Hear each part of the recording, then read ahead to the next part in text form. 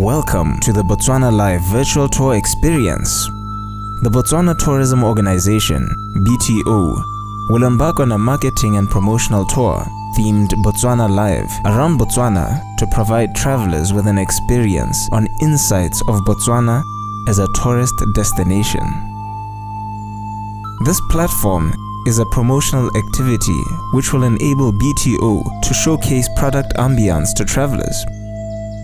The live tour is aimed at promoting tourism growth in Botswana, to promote sustainable tourism products and services, and to increase awareness of the diverse product offering. It has also presented an opportunity to effectively package Botswana with the purpose to capture, inspire, and entice travelers, as well as ensuring the destination's presence on the global space. Botswana Live.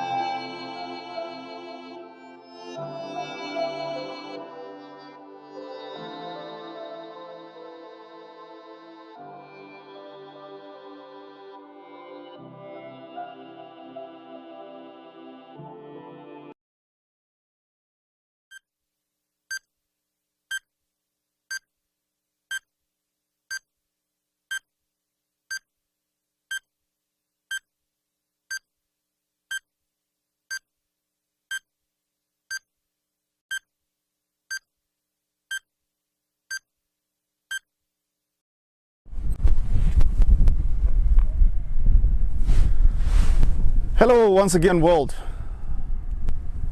Welcome to another exciting session of the Botswana live stream, where we find ourselves once again in the eastern part of the country, in the Tuli area, to be more specific in the northern Tuli Game Reserve.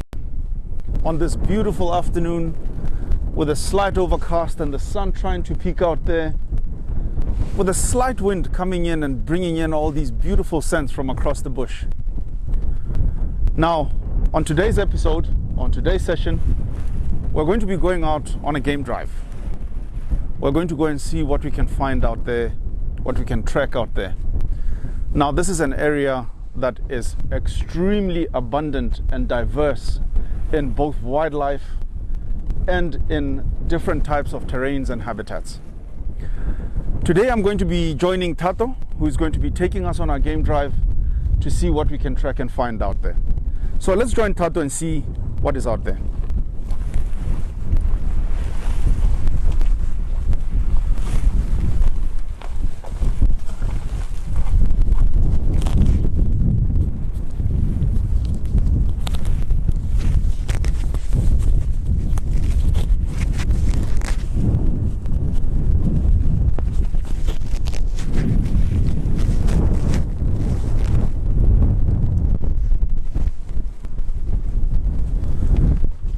Tato. Hi, Dawson. I believe we're going to be going out together this afternoon. Definitely right, Dawson. Exciting, exciting. And thank you so much for giving me this opportunity. Not a problem. You're most welcome, man. I know that people at home and around the world, they've been waiting for this moment, as we'll be now starting our safari visual tour. So we'll be concentrating on the eastern side of Northern Tuli Game Reserve, more especially in the Mashatu Game Reserve, further east, where we'll be driving around, searching for some fascinating animals, birds, some animal signs like droppings, tracks, and many other things out there. But Dawson, before we start our game drive, you should bear in mind that there are rules to follow. The rules are very easy and simple to stick to. We know that when you get closer to the animals, you need to be quiet. Don't pick your voice, and we just have to maintain a safe distance from the animals. And if by any chance you want to step down the vehicle, please let me know so that I can check whether the place is enough to do so. Remember, we have big fives, only 3 of them. That's elephants, lions, and leopards. So we don't have rhinos and buffaloes. And you just have to know that every animal can be dangerous. Even a small animal can be dangerous, and we sometimes get to see or encounter some snakes that you might not see them when you are walking on foot. As we'll be going around, it is important that we can get closer to whatever we'll be talking about, and we normally go to water points where we expect to see lots of animal activities down there. Remember, we've got the Limpopo and the Shasha River. I mean, it's natural, but sometimes the river dries up because it's not all year round flowing. There are seasonal rivers, and we've introduced some other water holes. We dug some other water holes. The reason why we dug some other water holes is to try to create a fair and balanced distribution of animals, and also try to shorten the distances of animals looking for some water. Right now, I think you can enjoy it, and viewers at home, chill, relax, and enjoy the drive. Excellent. Thank you. Let's go see what we can find out there. I'm very excited. Me too, I'm excited. To all our viewers with us, joining us today on our live stream session, no one day in the Botswana or on a Botswana safari is the same. Yesterday we had good sunshine. Today it's got this beautiful overcast with a slight wind coming in. So for that, I hope you'll be able to hear us through these rushes of breezes as they come through at us. Yeah, this is a beautiful weather. I love it. I love it. As you can see that I'm putting on the short sleeves now. The breeze is also good. I enjoy it. But yes, of course, sometimes animals, they get to hide when it's cold like this. But yeah, we'll see what nature holds for us. Yeah? That's a good thing. Yeah. Just on my left hand side, like I said, Dawson, that it's not just about animals, it's about nature. There is a small ditch down there. I just have to mention a few things about that ditch, what's actually happening there. Let me just step down. Yes, it's safe enough to do so.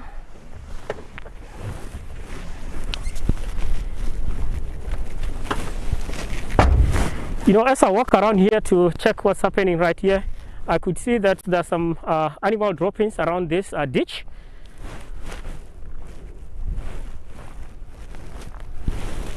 All right, it looks like someone is owning this place. It's just a ditch and lots of droppings around here. And normally when you see the ditch like this, you should check and have a look. I think this is just a territory for an animal. But as I look around here, I could see some wildebeest droppings. That really shows that it's a territory for a wildebeest. Normally the male wildebeest are territorial, so they will mark their territory with droppings, urine, and they will actually make a dish like this one. sometimes they'll just make it because someone try to claim this area as his territory. Like, for instance, the impalas, they also mark territory with droppings and urine. So they sometimes come and introduce their territory into another animal's territory. So when wildebeest come around here and realize that impalas got into their territory, they'll actually try to disperse or scatter those droppings. And by doing that, they will actually form a ditch like this. And this ditch, when it rains, it captures water. And by that way, some animals will come and drink from this water. And some wallows, like warthogs, they would wallow. And then the big wallows, like elephants, they sometimes come here and wallow. And by that way, this ditch, it can be expanded into a big water hole. And that is how water holes get to be formed naturally.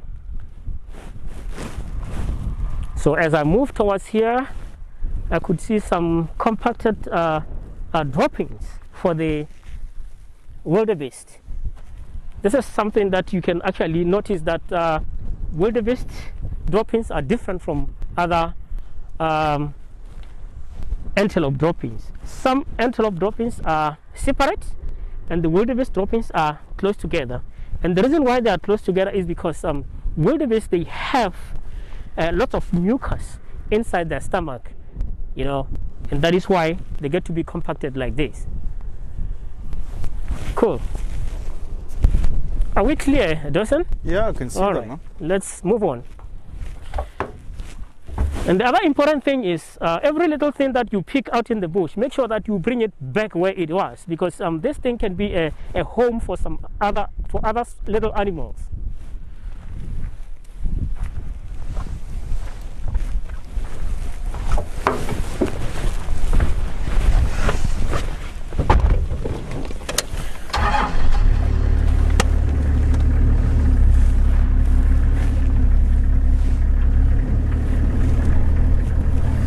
The different colorations as we're coming down. You've got some green shrubs, some dried shrubs. Yeah. We're from the dry season. We're coming from the winter to spring. That transition, we can able to see it by some of the flowers trying to blossom or developing some flowers. Some of the trees developing some flowers. Because of the moist that they pick from the air.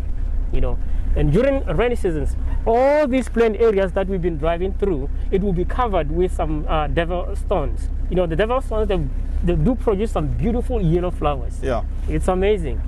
You should come here. Like, I invite people to come here during winter, summer, so that they can able to see that the difference transition. Yeah. I can imagine that devil stone with all the yellow flowers, how it carpets this whole area. Wow, it's beautiful. It's amazing. Yeah.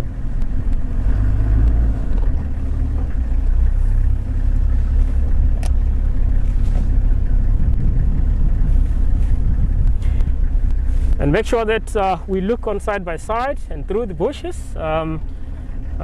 Sometimes you get to see some animals from a distance, and sometimes we'll be driving in the thick bushes, whereby we just have to look through the bushes to get to see some animals. Some animals are very good at hiding, and I just want to mention something about this tree. It looks green, It does. But it didn't rain. Yeah. Let me just have a closer look.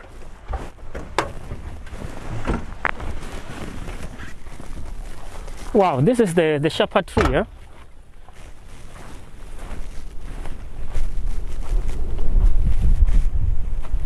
All right, this is the shepherd tree. The shepherd tree is an evergreen tree. There are some other trees that are evergreen, and this is one of them. And some animals, they get to concentrate on the shepherd trees when it's dry. Animals like most of the browsers, like giraffes, kudus, they'll actually go and feed on or survive on this type of tree.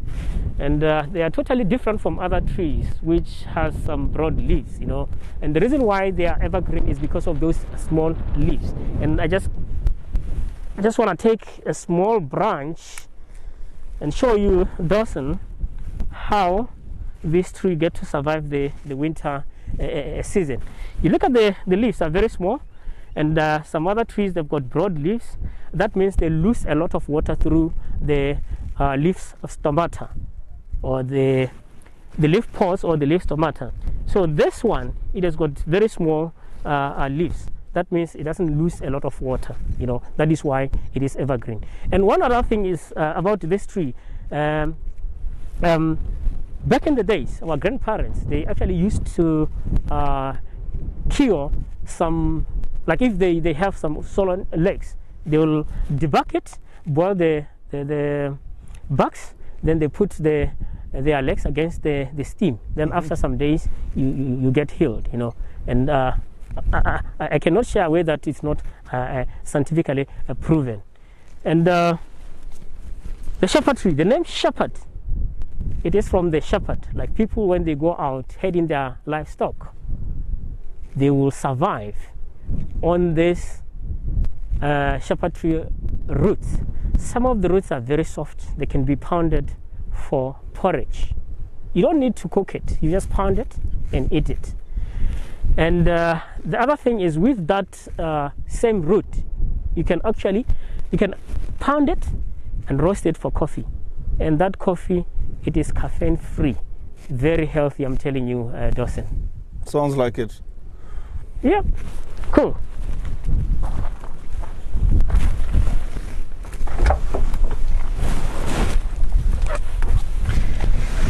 Okay, let's rock and roll. Oh.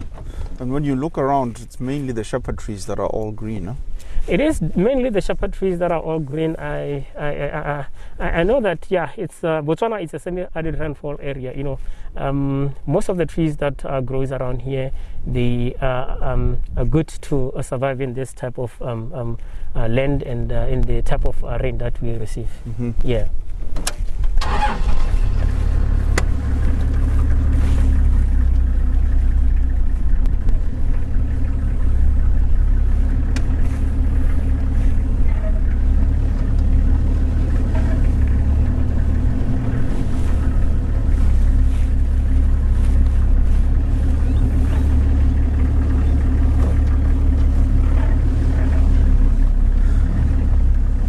And the skies changed from the minute we started driving until now. You know, the clouds are starting to open up. Yeah, they're starting to open up. Yeah, maybe we're gonna see a beautiful sunset this evening. Yeah? That would be nice. That would be cool. Nice. Yeah.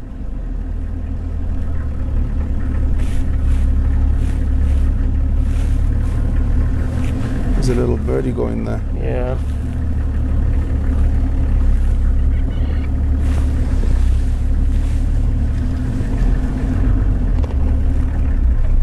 So I understand this area here holds one of the highest elephant populations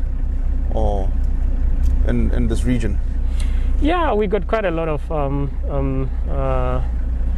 elephants. Remember back in 2016, we did the animal counting, and it was about 1,500 elephants in this area. Okay. Probably because of the very, good breeding. I guess it's now plenty, more than that now. Yeah, it's more than that. Looks like there's a zebra coming on our left-hand side there. Yeah. You think he'll cross in front of the car? Let's just wait and see.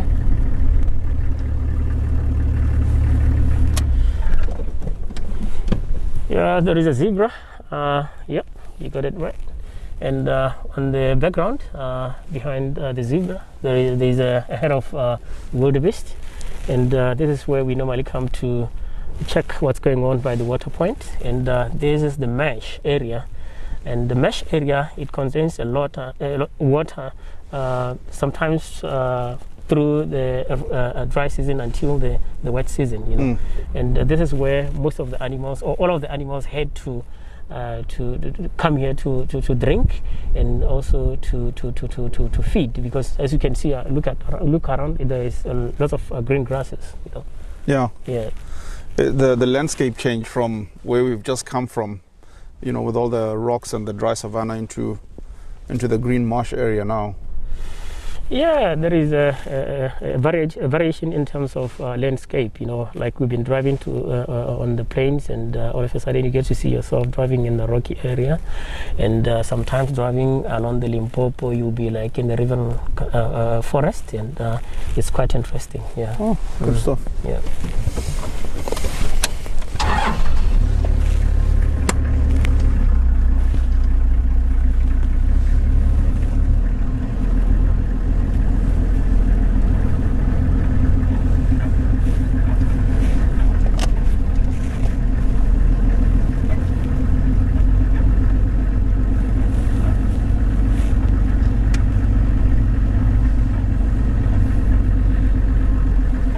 I think we just have to drive a bit closer to the zebras. Yeah, let's try and do that. Yeah.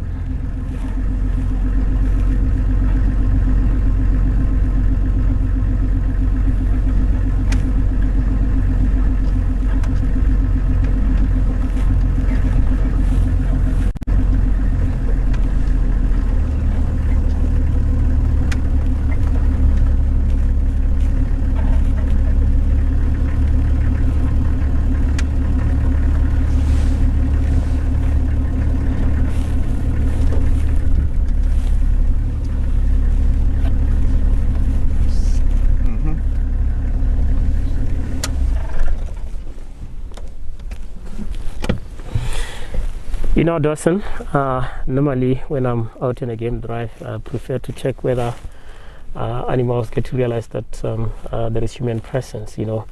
And there are things that I do reckon, like the recognition zone of the animals and the comfort zone of the animals. That is what you call it.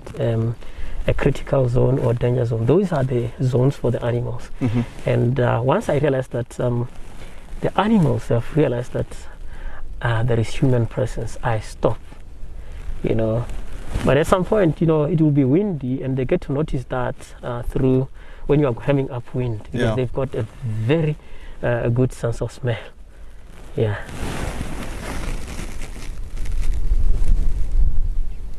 Unfortunately, the zebras, they get to be disappeared behind the thick bushes.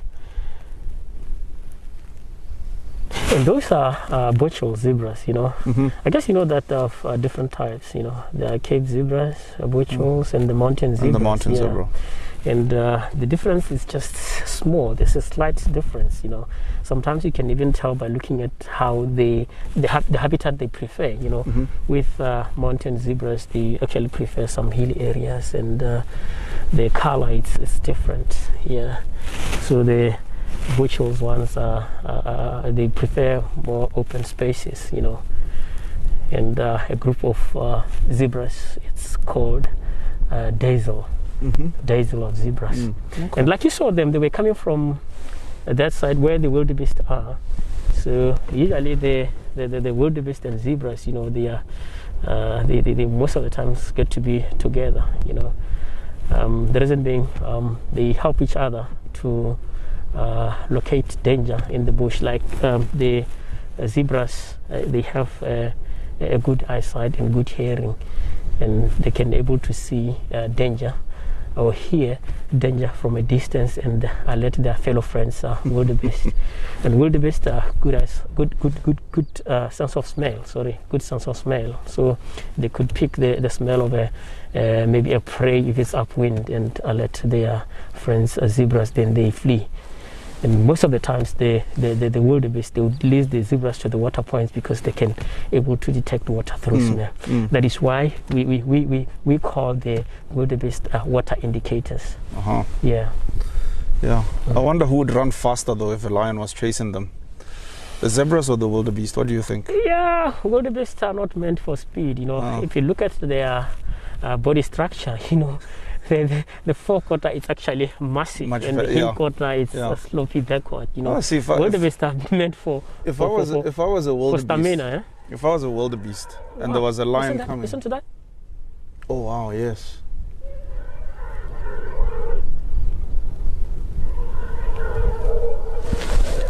Our viewers at home, I don't know if you can hear that sound in the background, but there's elephants chasing each other in the marsh. Definitely, I could see they are chasing each other, and a distance away. Let me use my binoculars to actually see what's happening there.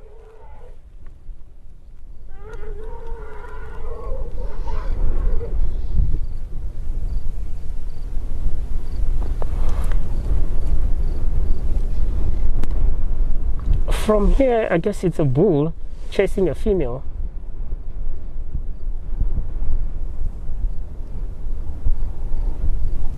Yeah, you could see that trunk. You just see there.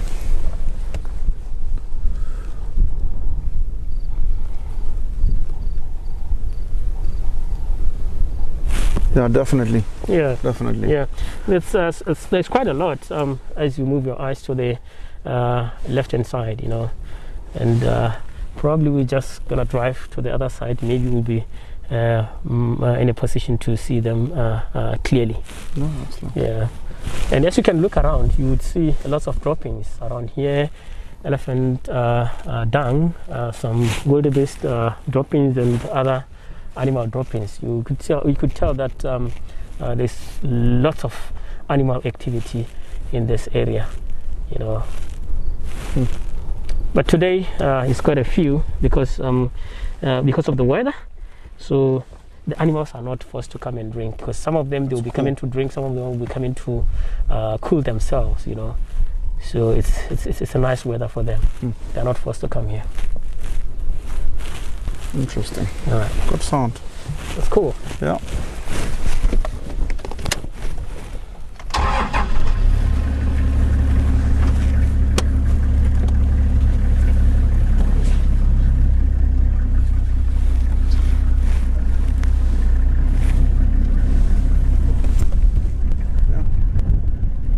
You're clear this side on my side.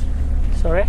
No, I was saying that you are clear to reverse on my side. Okay, Yeah. cool. Thank you so much. Huh? No, I was saying, Tato, that if I was a wildebeest, I would not alert the zebra if a lion was coming. I would just run. Sorry, can you rephrase that? If I was a wildebeest, I would not alert the zebra that the lion was coming, because I know that the zebra is going to run faster than me. Or Oh my goodness. I would just wake up and run to save myself. Oh. Yeah, the wildebeest are true friends, huh? I can see that. Huh? That's what you call They true are friendship. True friends. True friendship, yeah.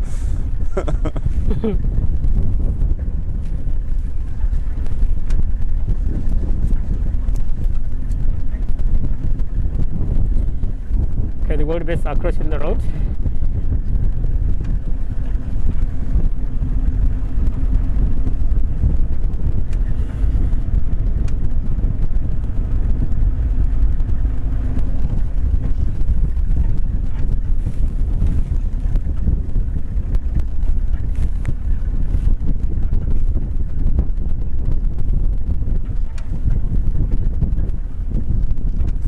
It's a nice herd of wildebeest there. It is. Yeah. It is. The wildebeest are one of the gregarious animals. You know, Yeah. they like to be in a group. You could only see the dominant males alone. you Yeah. know. Yeah. Sometimes they have to join the herd.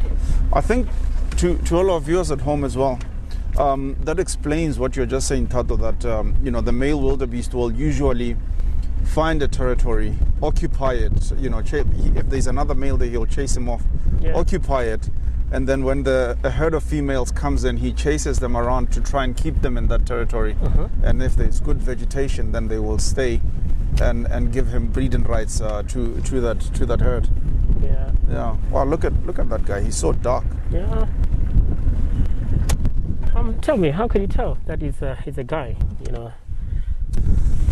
Well, at his size, I guess. Wow. Yeah. And also just looked at his biology, if I can put it that way. Oh yeah.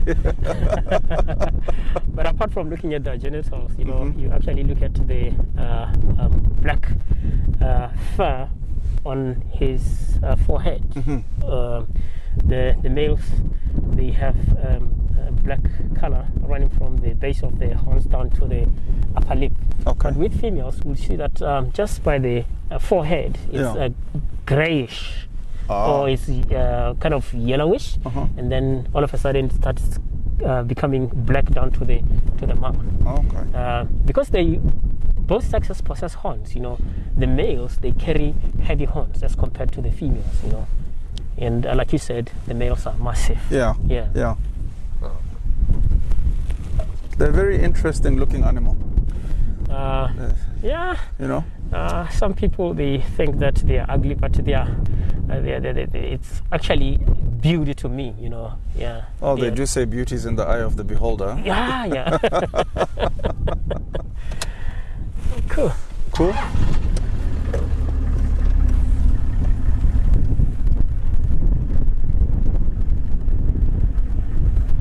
Every time that breeze comes through, because we are driving in this forest of the stinky shepherd tree, you can actually pick up that scent. Yeah, that's why we call them the stinky shepherd trees, because of that strong smell when they start flowering. But they bear some tasty fruits. Good for humans, good for animals.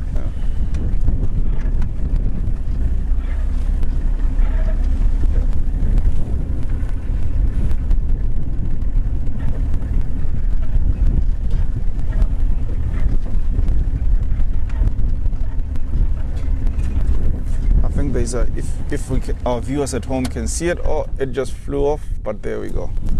2 yellow-billed hornbills on the... Wow, you are good at birds, huh? No, I've got an interest in birding. Wow, that's interesting to hear that. I love birds. I love birds because when looking at the birds or when identifying birds, it's kind of a good, I would say, an open discussion. Those are yellow-billed hornbills. Sometimes I jokingly calling them the flying bananas. Okay. And we have 4 types of hornbills around here. We have the massive one. That's the crown hornbill. Oh yeah, okay. Yeah, it's massive. It's black with a red face, but that's the yellow-billed hornbill. And we also have the red-billed hornbill and the gray hornbill. Cool.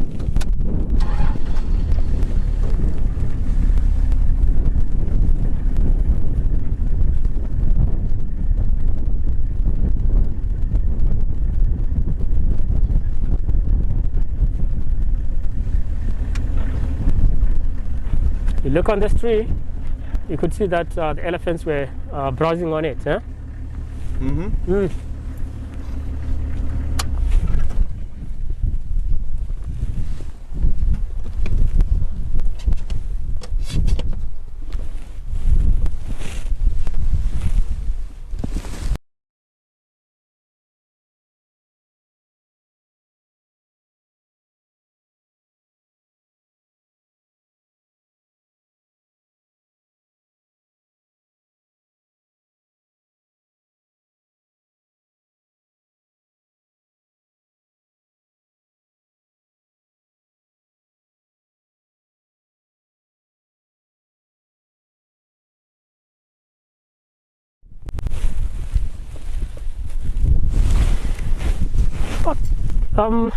The elephants, they will focus on the acacia trees in a dry season. Like I said, elephants have been browsing on it, and because acacia trees, they store nutrients on the cambium layer. The cambium layer is a layer in between the tree trunk and the bark that stores a lot of nutrients. So they will focus on it because most of the trees, they lose their leaves during a dry season.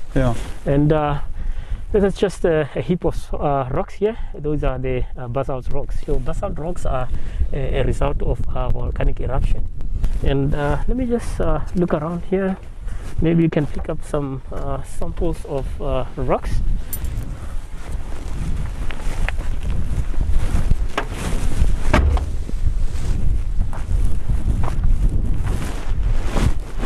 There's quite a few pieces of rocks around here. Mm-hmm.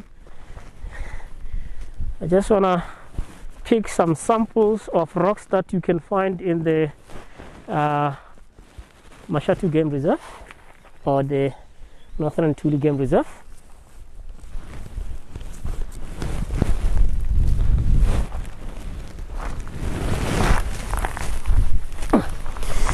Okay, I've got 3 samples here.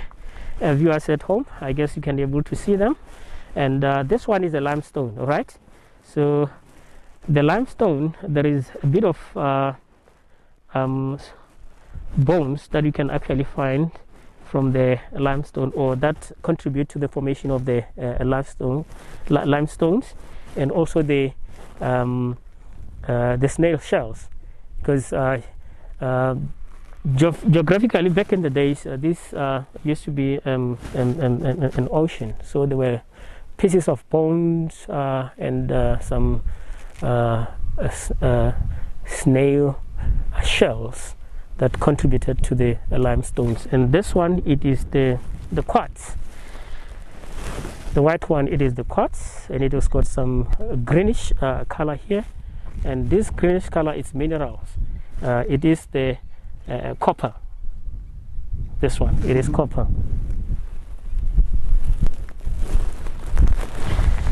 And this is the basalt that I talked about. I guess you can see the difference now. And this place, it's actually good for people who actually want to know or want to learn about rocks. Remember that we spoke about the sandstones that are found around here, you know. So that's interesting, yeah.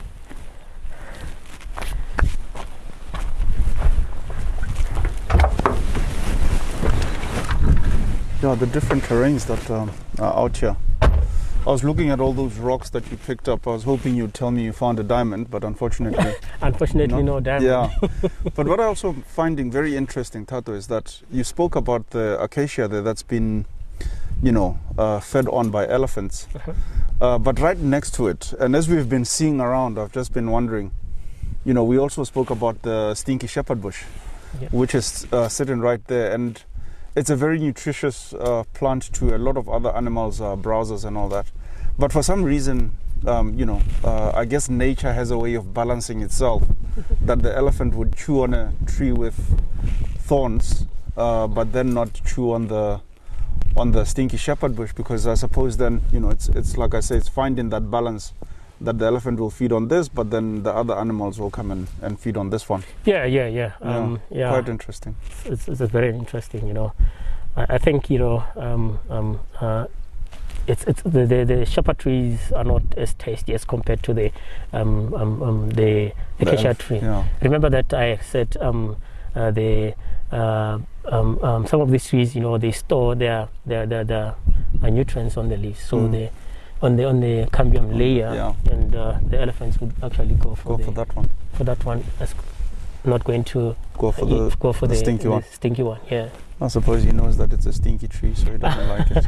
Yeah, like I said, the smell usually comes when it starts flowering. Yeah. But apart from that, it's just fine. And there are 2 types of these shepherd trees. Yeah, there is the common shepherd tree and the stinky shepherd tree.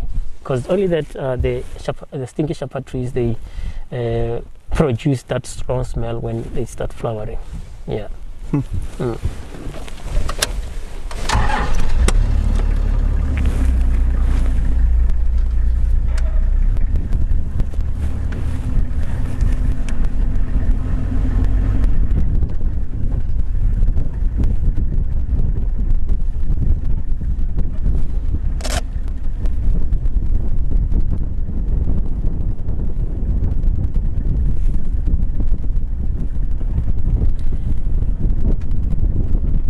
These plain areas, it's a favorite or preferred area for the cheetahs. You know, sometimes when you go into these plain areas, we just have to be very vigilant. Maybe we can come up with something. That would be awesome to spot that. Well, I'm not surprised the cheetahs would love this, because it's good open area for for cheetah. Yeah, remember Yeah. cheetahs, they rely on that speed to catch Yeah. their own prey, and Yeah. also they can, so that they can able to spot their enemies from a distance. Yeah. Yeah. And as I drive around, I need to be very careful not to run through the nest of some plovers. You know, plovers are ground nesters. You know.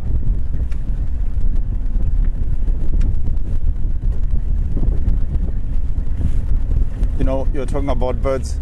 Sometimes when I look in these, especially under the bushes, and you see the little rocks inside, I keep thinking it's guinea fowls. There's a blacksmith plover Wow. running right over there, Huh? and it flies off. Flies They're up. very quick to fly off. Huh? Mhm.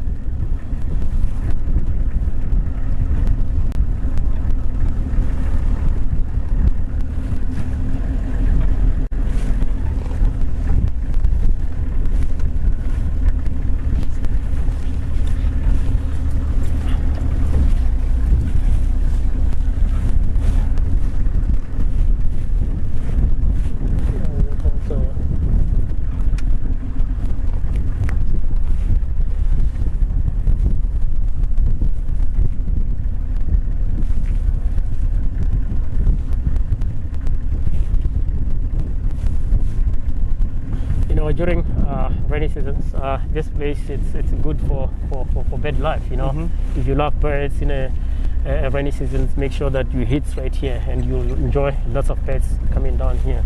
And some of them they'll be here for breeding. You know, Mm-hmm. yeah.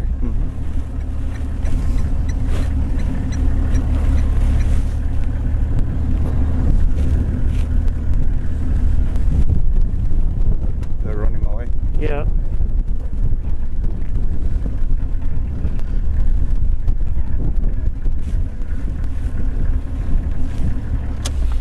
You see the blacksmith plover? This is one of the ground nesting birds. Now, most of the plovers, they actually nest on the ground. And yeah. Look at that. Are these the ones that they've changed their names to lapwings now? Yeah, now lapwings. Yeah, you're right. You're very familiar with your birds, huh? No, I'm old school, so I'm trying to do some birding. All right. Yeah. Cool. Cool. Okay, let's move a little bit closer to the water hole. With this water around, do you get fish eagles? We got fish eagles. Yeah. Okay. That's Be nice to see one. yeah.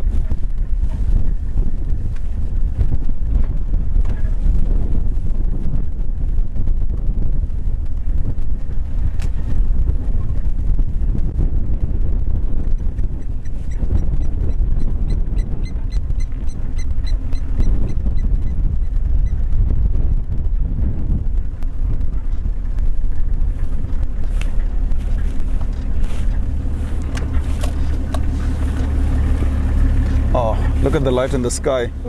Becomes beautiful, To huh? our viewers out there, look at that, those different shades of light coming in, you know, the blues, the pinks in that haze.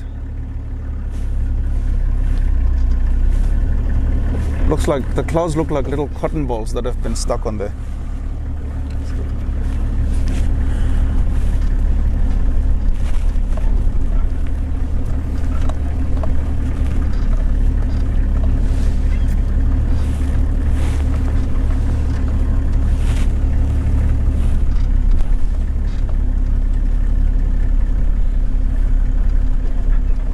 We are now getting closer to the elephants bit by bit. Oh, that's excellent.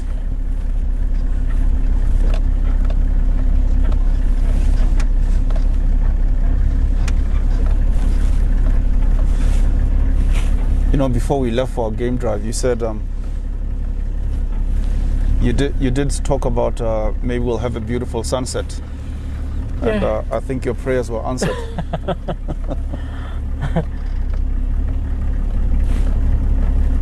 You wanna tell me that I'm a fortune teller? Probably. You tell me that though.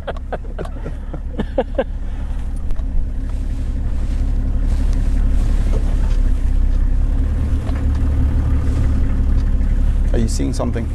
No, I'm just looking at those stones.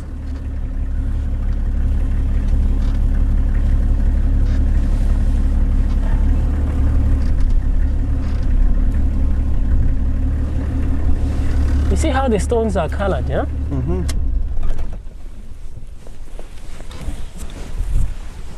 Whitish color, yeah?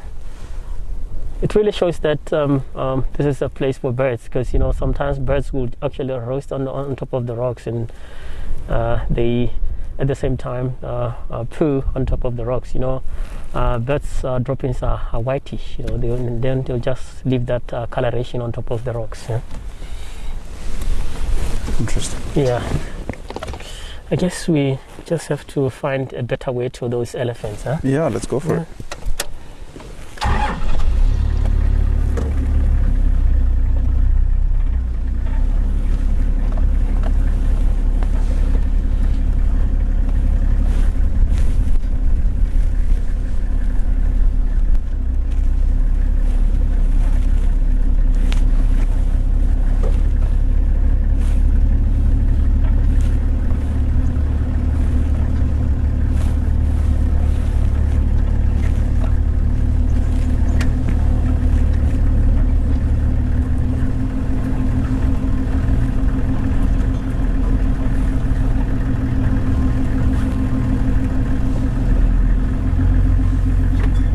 You smell that sage and the wild basil rising up in the air. That's a nice smell, Yeah. you know. It's unfortunate that viewers at home cannot pick the smell. Yeah, no, definitely. But yeah.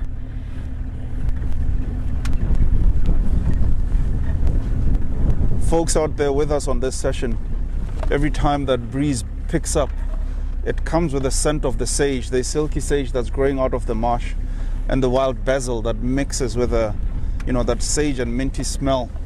It's something worth experiencing as well when you're out here. Yeah.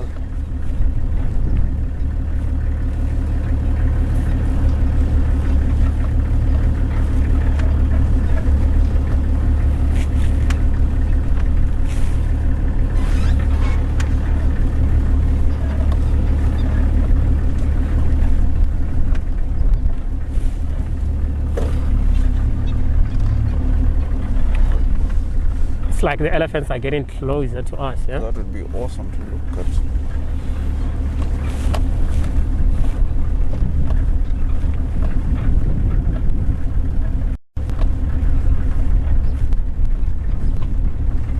And this is a nice spot to identify a few birds around here. Yeah, we can see there's a few swimming in and around that area there. Yeah. And in the meantime, we can just chill, relax, and be quiet, listen to the birds call.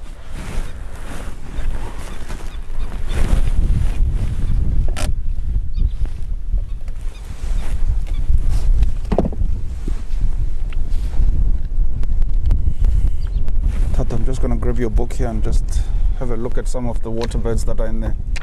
Oh, cool. Let me just use my banners to Yeah, you do that while I have do a the look. bird identification.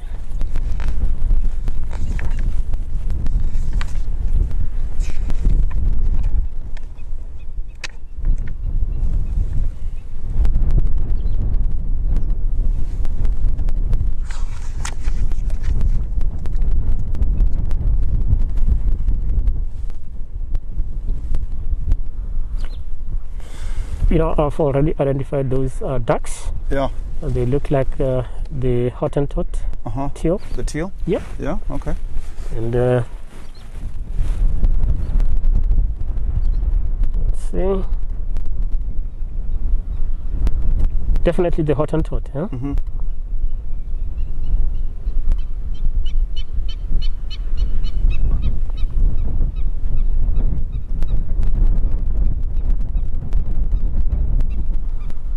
There is another one making a quick call, trying to see where it is.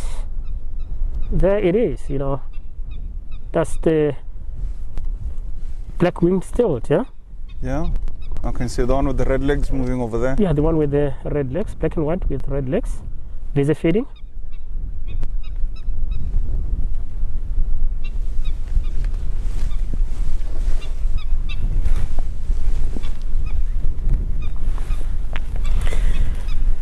The elephants are getting closer. Yeah.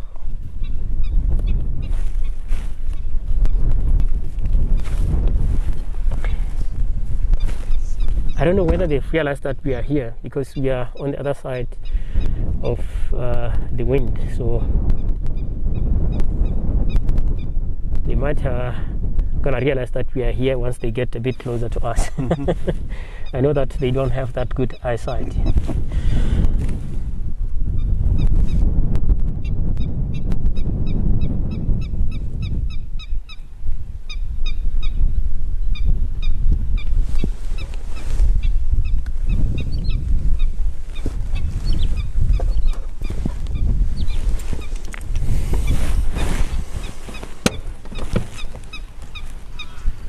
Oh, that's an egret.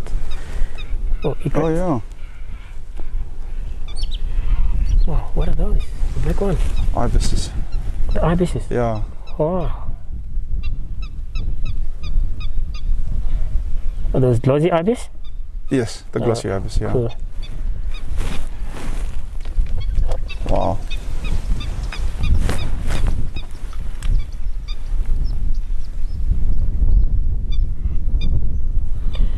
You look at the elephant up front there. He looks massive. It's massive. Probably the older female, the matriarch, huh? Mm-hmm. The one approaching us now. Yeah, the one approaching us. Yeah. Wow, she's big.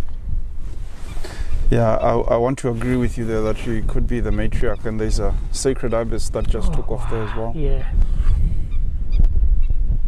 Now we can see her with leading the rest of the herd this side. Yeah. The matriarch is the leader of the whole herd. You know, she's the one to take decision when to move and when to stop, and they communicate by sound, touch, and they also have that ultrasonic sound that cannot be heard by humans.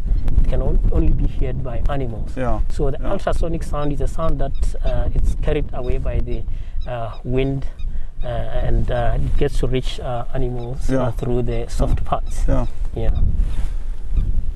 But it always amazes me when you look at the size of an elephant and the fact that they're moving in water and grazing, that they are so quiet, being out there. If it was me and you running through this water, we would be making a lot of noise, like chook, chook, yeah, chook. They are so smart that every movement that they take, it's be a gentle movement. Yeah. So elegantly moving, Yeah. I can see right in between the two big ones, there's a tiny little baby inside. See her shaking just approaching that other, the one standing by. So it's so small you can only literally barely see it in the grass. You can see there, she's coming back now. Yeah. I could see it with my binocs.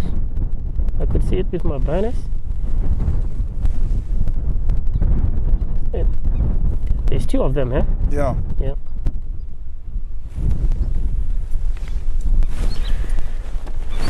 I guess you know that elephants are bulk feeders. They feed from the tree leaves, twigs, tree barks, roots, tubers, bulbs.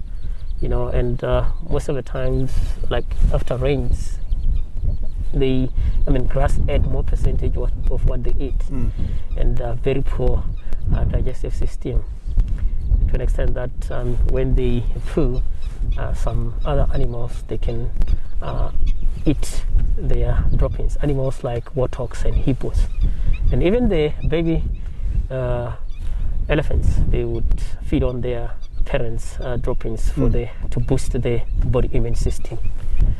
And they also drink a lot of water. Like a fully grown elephant will down 90 liters of water a day. That's a lot of water. Water dependent. Yeah. And sometimes they'll just come to the water to wallow and cool themselves. Yeah. By wallowing, it's just to get rid of parasites. And they would also get rid of parasites by flapping their ears. But sometimes in a very hot day, they will flap the ears to cool themselves. Behind their ears there is a soft membrane with a network of veins. So the will capture the moist, and then they cool themselves. Yeah, through that veins. Yeah.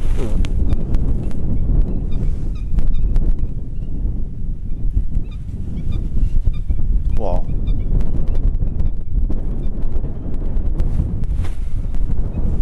It is quite something just to be able to sit here quietly. Yeah. Sometimes you don't have to, go far and go places. You just sit in one place, be able to observe these animals in their natural habitat, behaving as naturally as possible, or as they do. Yeah, and I would say that, I just got a very nice job, because, every time I go out, I get to see different, and I get to learn every single day. Every day is different. It's different, yeah. And it's also good to see animals, portraying different behaviors. Yeah. How long have you been doing this type of thing? Wow, might be, I think it's going to be more than 10 years now. Oh. Yeah, it's more than 10 years now. Yeah. Yeah. It's a passion to be able to be out here. Wow, it's all about passion and love. Yeah. So towards the elephant to the front, there's a large tree there with a nest inside. Or what looks like there's one nest that looks like it was attempted to be built, and then there's one nest. Just in the middle of the tree there. Oh yeah, that's the nest. The one in the middle there is the nest for the African fish eagle, and the one on the right hand side, it is the nest for the red-billed buffalo weavers. Have you heard about the small fives? We have a small five as well. We do have the small fives. Okay. Yeah, it is the red-billed buffalo weaver, and the leopard tortoise, the rhino beetle, the ant lion, and what else? Okay, so you've mentioned the buffalo weaver, the leopard tortoise, the ant lion, elephant shoe? The elephant shoe, you got it. Yeah. Wow.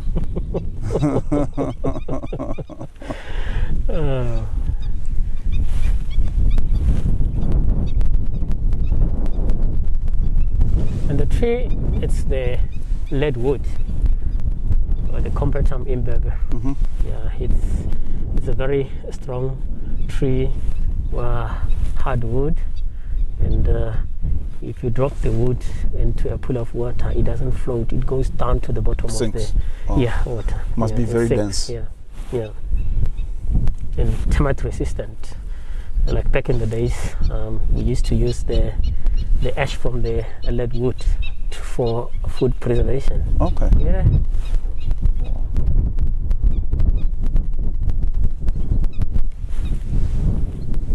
And I remember at some point when the railway was introduced in Botswana, the lead wood was used for rail sleepers. And then later on, they have to use some other rail sleepers, like the steel rail sleepers. And currently, we are now using the concrete blocks. And if you go to the Botswana railway station, you can still find those lead wood blocks. Yeah. Well, I must say this for me is like one of those perfect endings to a perfect day. I went for a walk this morning, and it was amazing. And now we're in a game drive. We've got elephants coming out from the front, sun going down with the colors looking very beautiful on both sides of the sky. Yep. Yeah. It has been an amazing game drive. I must say thank you. Yeah. So, oh wow.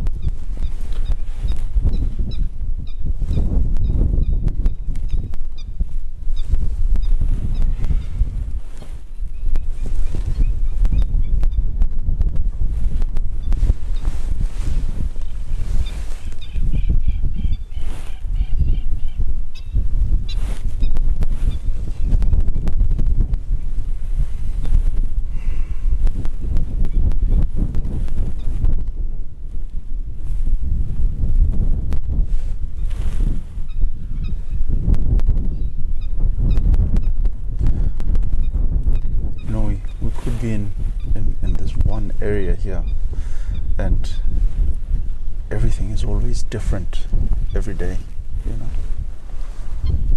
And that's the exciting thing about being out here, that you never know what to expect, because this areas are still as natural as possible, you know, with that's brings that wow. Yeah, that's what makes yeah. Botswana safari so exciting and so interesting. Yeah.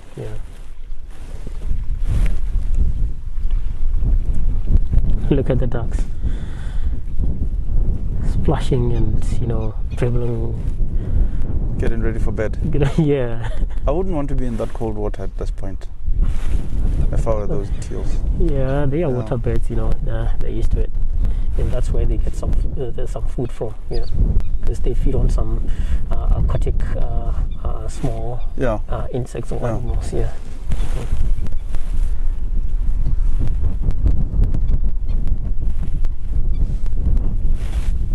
All right.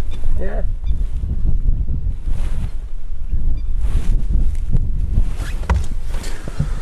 Well, Tato, it has been such a wonderful game drive. I think it's that time now where we go in.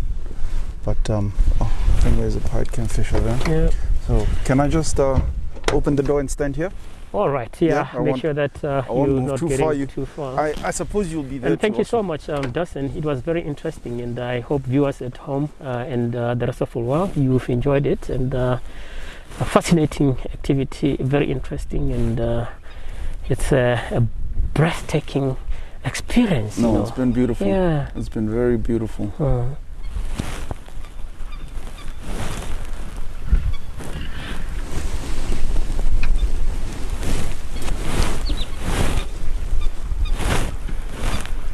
I think we are slowly coming in to move into that footpath.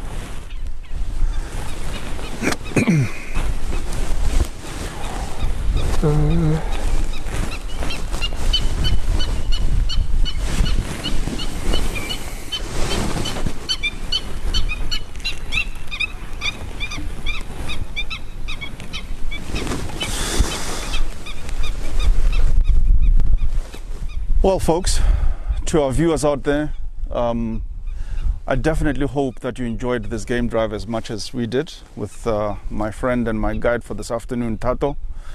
It's been exciting. That's what we say about these areas here. Remember, we're in the eastern part of Botswana, in the northern Tuli Game Reserve. We've basically seen, from the plants to the animals to the birds.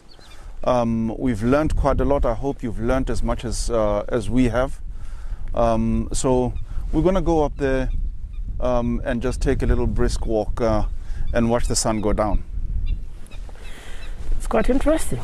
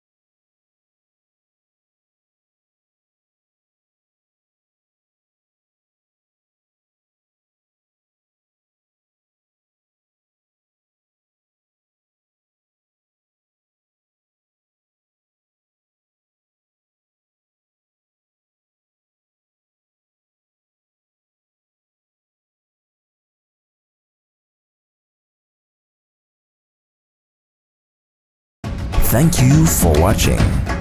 Catch the next live stream event on Botswana Live.